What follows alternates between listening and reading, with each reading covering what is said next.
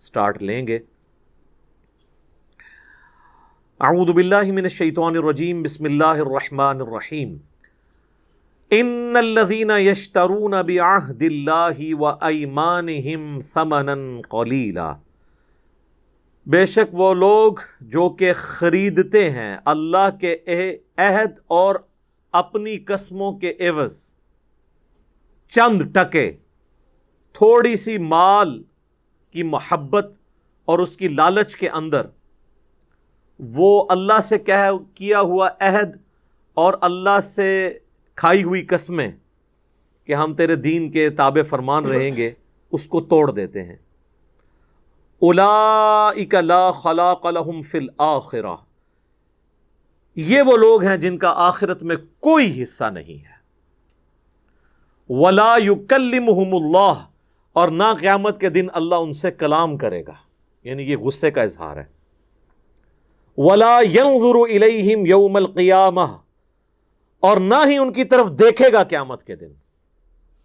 ولا یزکیہم، نہ انہیں پاک کرے گا۔ وَلَهُمْ عَذَابٌ علیم، اور ایسے لوگوں کے لیے دردناک عذاب ہے۔ اللہم لا تجعلنا منہم، اللہم اجرنا من النار، آمین۔ اب یہ اسپیسیفکلی اہل کتاب کے علماء کے بارے میں ڈسکشن ہو رہی ہے، کیونکہ پیچھے کانٹیکسٹ وہی چل رہا ہے کہ علماء یہود اپنے آپ کو اہل کتاب کہتے تھے اور اپنے مخالفین کو کہتے تھے یہ امی ہیں، ان پڑھ ہیں، جاہل ہیں۔ اور جب پیغمبر آخر الزمان صلی اللہ علیہ وآلہ وسلم آ گئے، جن کی پروفیسیز ان کی کتابوں میں موجود تھی، اور اس پہ وہ مشرکین عرب کو دھونس لگایا کرتے تھے کہ ابھی تو تم ہمیں مارتے ہو نا، جب آخری پیغمبر آئیں گے ہم ان کے ساتھ مل کے قتال کریں گے اور رومن اور پرشین امپائر کو بھی گرا دیں گے۔ اب اللہ کا کرنا ایسا ہوا کہ انہوں نے ضد اور ہٹ درمی کی وجہ سے اسلام قبول نہیں کیا، اور جن مخالفین کو یہ تانے دیتے تھے انہوں نے اسلام قبول کر لیا، یعنی اوس اور خزرج نے۔ تو اب اللہ کا غصہ ان پہ بہت ہے کہ یہ تو اہل علم تھے، یہ تو کتابوں کے ماننے والے تھے، اور ان کو سب کچھ پتا تھا کہ یہ کچھ لکھا ہوا ہے۔ تو میں یہی بات کرتا ہوں کہ علماء جو ہے نا، علماء کا طبقہ اتنا عجیب و غریب ہے کہ وقت کا پیغمبر بھی آ جائے نا تو یہ اس کے خلاف بھی کھڑے ہو جاتے ہیں۔ یہ علماء یہود تھے نا، کھڑے ہوئے، عام لوگوں نے بات سمجھ لی، علماء یہود نے قبول کرنے سے انکار کر دیا۔ تو اس لیے پھر اللہ کا غصہ بھی دیکھیں کتنا ڈیٹیلڈ ہے۔ اللہ تعالیٰ فرما رہا ہے کہ جو لوگ اللہ سے کیا ہوا عہد کیا تھا، وہ آگے عہد آ جائے گا کہ تمام نبیوں سے یہ عہد لیا گیا تھا کہ تمہاری موجودگی میں اگر کوئی اور پیغمبر آ جائے تو تم نے اس پہ ایمان لے کے آنا ہے۔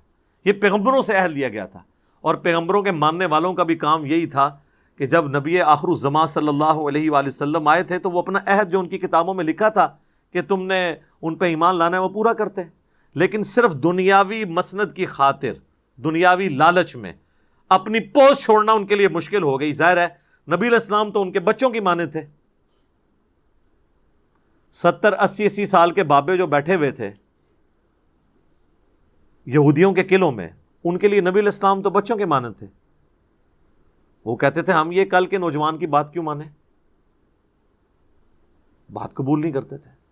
اسی لیے سورۃ الانعام میں آیا نا کہ یہ ان کو ایسے پہچانتے ہیں جیسے اپنے بیٹوں کو۔ نبی علیہ السلام کو وہ اس طرح پہچانتے تھے، لیکن ضد کی وجہ سے نہیں انہوں نے بات قبول کی۔ تو اب اللہ کا غصہ دیکھیں کیا ہے کہ انہوں نے چونکہ عہد اللہ تعالیٰ کا توڑا ہے، اللہ سے کیا ہوا قول و قرار توڑا ہے، اب اس کے بدلے میں اللہ تعالیٰ ہمارا انہوں نے دنیا کی محبت کی خاطر یہ کیا نا، ثمنا قلیلا، تھوڑی سی انہوں نے دنیاوی منفعت حاصل کی، تھوڑے سے مال کی خاطر۔ آج بھی علماء یہی کر رہے ہیں، پیسے دیں فتویٰ لے لیں اپنی مرضی کا۔ تو اللہ تعالیٰ ہمارا ایسے لوگوں کا اب آخرت میں کوئی حصہ نہیں، یعنی جو کچھ کمانا تھا نا دنیا میں کما لیا ہے، اب آخرت میں کچھ نہیں۔ یہ نہیں ہوگا کہ دوویں جانے مٹھے باہو، ادھر بھی کاپا چکیا ہوا لایا ہوا ہے لوگوں نال اور آخرت بھی مل جائے، ایسا نہیں ہوگا۔ تو لا خلاق لہم فی الآخرہ، آخرت میں کوئی حصہ نہیں ہے، نہ اللہ ان سے کلام کرے گا، نہ ان کی طرف نظر رحمت سے دیکھے گا، نہ انہیں پاک کرے گا، بلکہ انہیں عذاب علیم کا سامنا، دردناک عذاب۔ علیم کا لفظ دیکھیں استعمال ہوا ہے، عظیم کا نہیں ہوا، تکلیف دہ عذاب میں ان کو جھونکا جائے گا۔ اللہم انی اعوذ بک من عذاب جہنم، آمین۔ اب ان کا